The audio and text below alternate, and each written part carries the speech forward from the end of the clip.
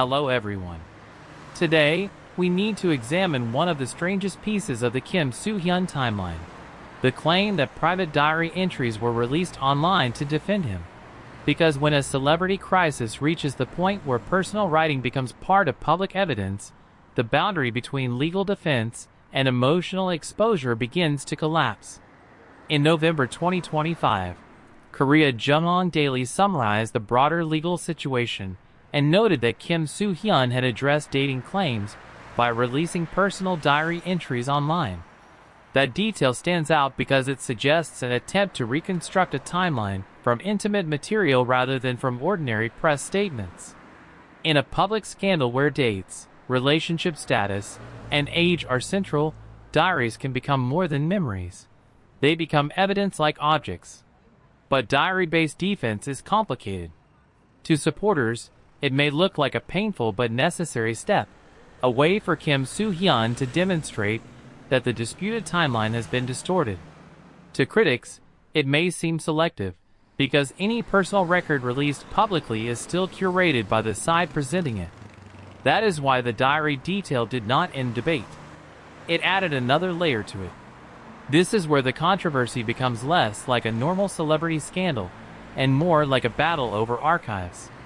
One side points to family claims, alleged messages, recordings, or submitted evidence. The other side argues fabrication, manipulation, defamation, and legal violation. The public, meanwhile, becomes an unofficial jury reading fragments without the tools, authority, or complete record needed to resolve the case.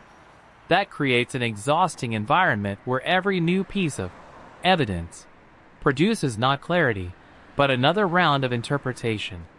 The legal conflict also escalated around claims of manipulated materials. Korean media reported that Kim Soo Hyun's side filed a 12 billion won lawsuit against Kim Soo Hyun's family for defamation and damages, and that he had publicly insisted KakaoTalk conversations presented by the family were fabricated. The Korea Times also reported that public opinion had soured despite his defense, while several brands reportedly demanded compensation. What makes this so severe is the emotional imbalance of the case. Kim Soo Hyun is no longer alive to explain, clarify, or contest the narrative herself. Her family speaks from grief and accusation. Kim Soo Hyun speaks from defense and reputational survival. Media outlets translate each development into public drama. Fans attempt to defend, attack, decode, and reinterpret. In the middle of all this, personal materials become weapons, shields, and symbols.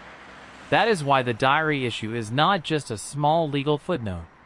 It captures the entire tragedy of the situation, a private past being forced into public inspection because reputation, grief, and accusation have become inseparable. And maybe the most uncomfortable question is this: when someone has to release pieces of their private life to survive public judgment, has the truth become clearer? Or has the public simply demanded a level of exposure that no human being should have to provide?